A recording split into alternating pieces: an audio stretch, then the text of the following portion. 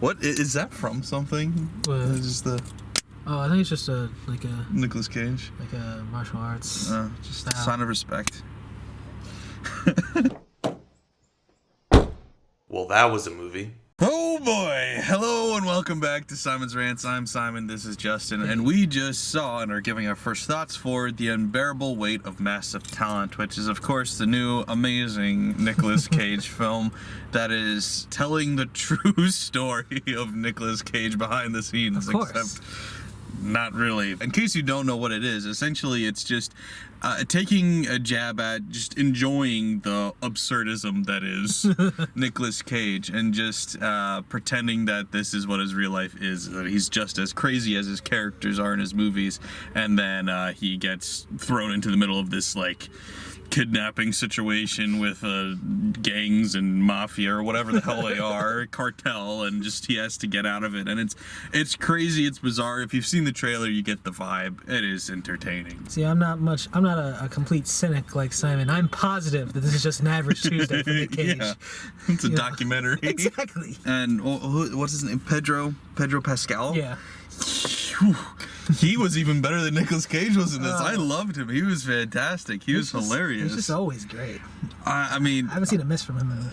But he was hilarious. He was fantastic. Like, I was really looking forward to this because I thought correctly that Nicolas Cage would be hilarious, that he would make the most of this wacky concept, this hilarious plot, and he did. But Pedro Pascal was just even better somehow the whole time. I enjoyed everything he did. It's refreshing. It really was refreshing to see like a completely original film. You know, like, and they took several jabs at it within this film about the current state of film at large, but like, this was a unique original movie that had no tie into anything. It wasn't a sequel, it wasn't a remake, wasn't a Marvel movie, wasn't superhero related, wasn't anything. Granted, they did make it a big like blockbuster thing at the end, which I was disappointed by, but it explained and made the excuse as for why they had to within it, because like, we need a reason. This is what they said in the movie, like, we need something for everybody. We'll have a reason, a trailer moment to make people, and so they throw in the whole kidnapping thing.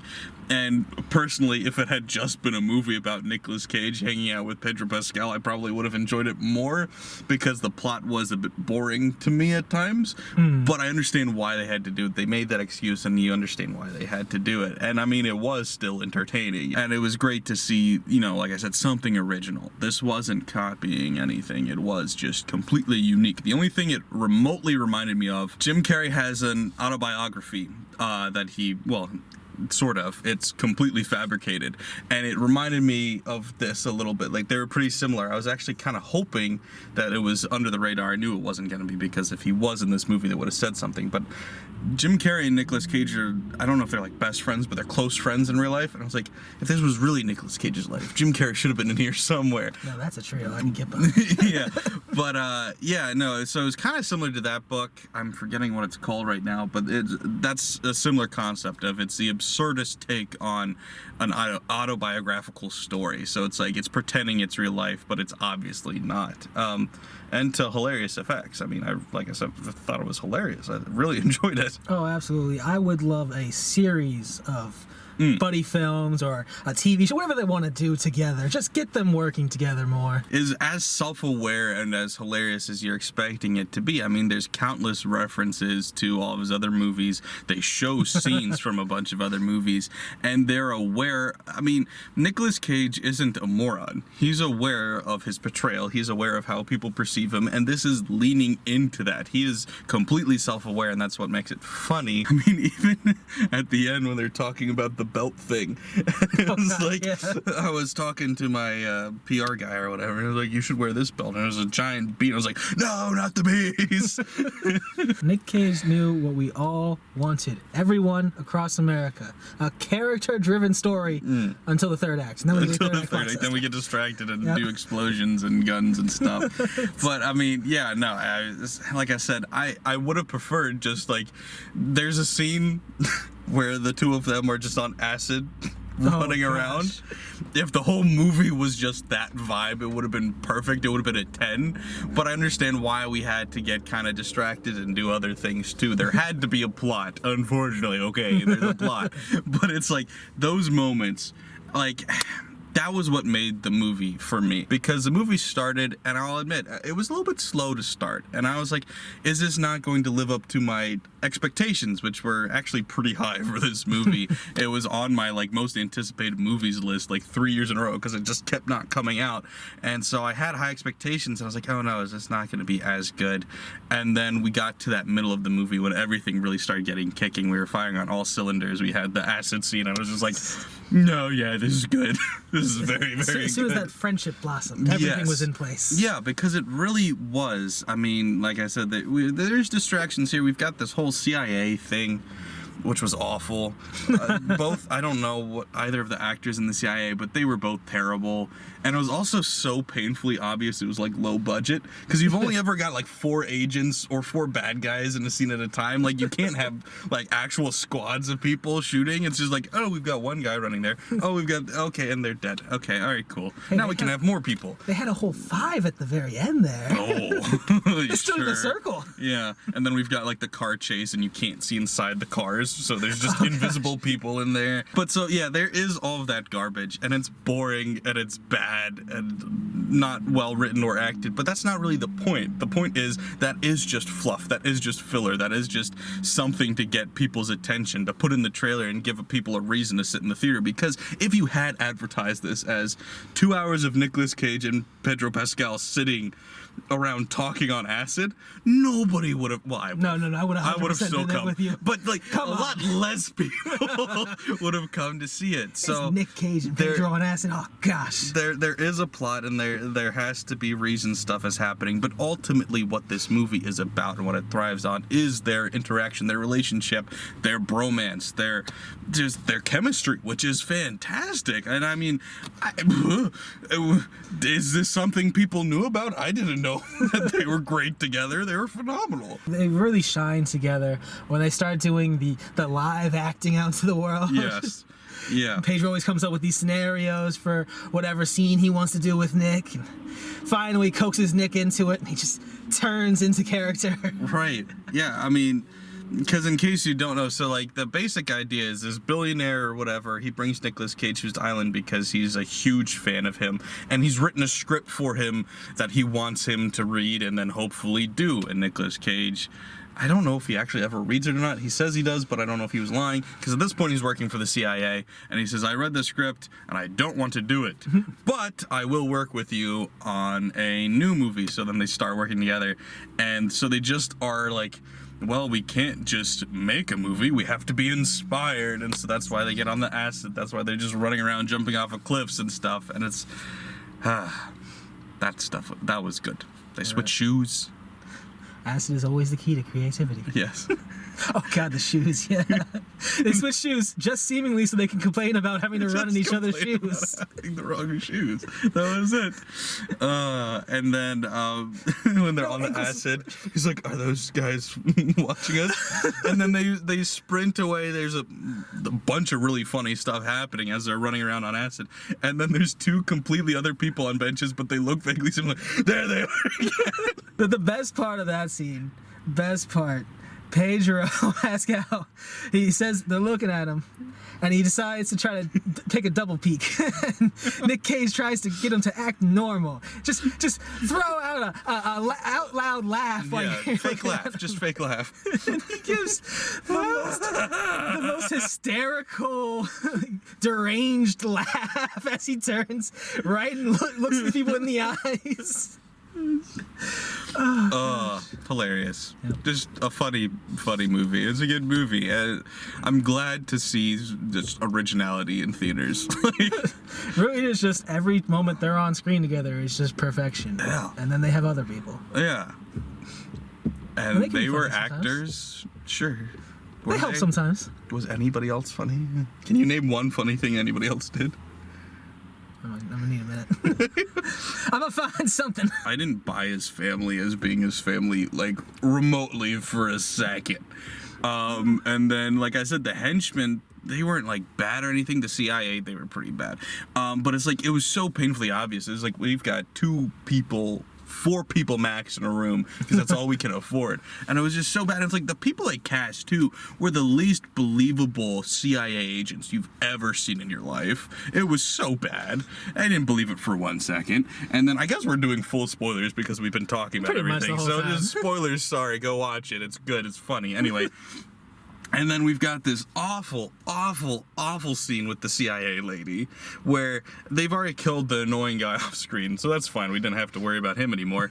But then we've got 2 bad guy agents. The 2 bad guys, because that's all you can afford to go get rid of the CIA people, is 2 are in there. They've already tied up and killed the one guy, and then they put her in a chair but don't tie her up. Yeah. And so then she can take the gun from the dead guy. She shoots one, gets shot, falls over. The bad guy, the one remaining bad guy, goes to the door to kill Nicolas Cage. And then she gets up and shoots him even though she was just shot. And throughout all this, in this completely seemingly empty, probably pretty spacious building, probably gets a lot of echoes. We didn't hear any of the gunshots. Yeah. Not a single one. They walked all the way upstairs. We're completely surprised by the dead bodies. But I gotta say, henchmen. You know, I didn't expect in this film, but henchmen have been getting worse these past few years. Hasn't been great for them. No. Even the villain. I mean, like, this is what I'm saying, that the villain was completely boring and useless, but that none of it mattered. None of it was the point. I'm okay with that because if they had like made him more of a character earlier, I feel like the half fake out of is it Pedro's character? Is it not Pedro's character? What is it Javi? And then it's like, oh, it's his cousin. It's like, okay. Yeah. Sure, I guess, because he's the only other person you introduced other than Gabriella, who we already knew from the second she was introduced that he was going to be the love interest he was alluding to. It's like, this is what I'm saying. It was so low budget feeling that it's like, if you were introduced as a character, you had a reason to be there because we wouldn't have paid you to be here if you didn't need to be here. And so, yeah, it's just like, nobody cares, so that wasn't the point. The point was to see Nicolas Cage yelling. By the way, we haven't even got to the fact that Nicolas Cage has a second one of him. There's like, he has, I think, like 3 conversations with a younger, horribly CGI'd version of himself. And it's just wild, fucking buck wild, just like crazy. I guess it's supposed to be like Nicolas Cage is insane. Yeah. He is insane because he sees, when nobody else does, another younger version of himself just there. And they talk and yell at each other, occasionally make out. Gosh, that makeout scene. I'm gonna need that as a poster on my wall. All right, that was perfection. That's right. Nicolas Cage is a fucking good kisser, or whatever he said. Like, oh, God, it was so good. Oh, gosh. What the fuck is this movie? I gotta say, the CIA reminded me of like a Melissa McCarthy CIA movie. Yeah, that's what I'm saying. It was awful. It was like a B-rate, low-budget, terrible comedy, which, I mean, kind of was. I don't know what the budget for this movie great was. Comedy. I don't know the budget. Yes, great comedy. Yes, this movie was hilarious, but because you had Nicolas Cage and Pedro Pascal, like it wasn't well written. Like nothing about this movie was well written. Couldn't tell you if the directing was good or not. I wasn't paying attention. It was just like nothing about it was just like it succeeded because they said, "I've got an idea, get them here," and it worked. It wasn't like it's a great film because it wasn't. So everything outside of this little bubble that is Nicolas Cage, and Pedro Pascal is awful. But that's fine because it doesn't matter. It's just there to move us along. It was just there to fill runtime. It's fine. It's fine.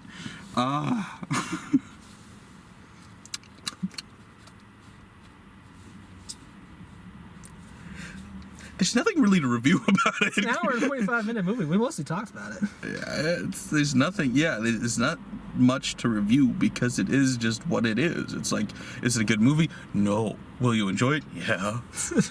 I gotta say though, once he rejects Javi's movie idea, and they start planning the movie that basically is the movie we're watching. Right.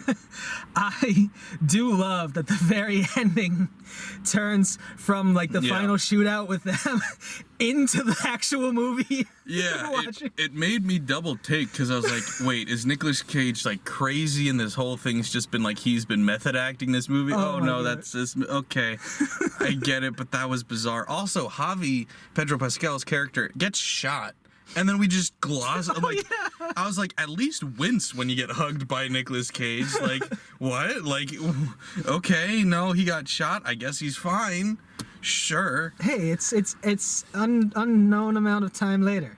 Yes, they did had to make a whole movie. Yeah. So it's been like a year. See, he healed up. He got shot in the shoulder region. Yeah. So it's like shattered. That takes a while.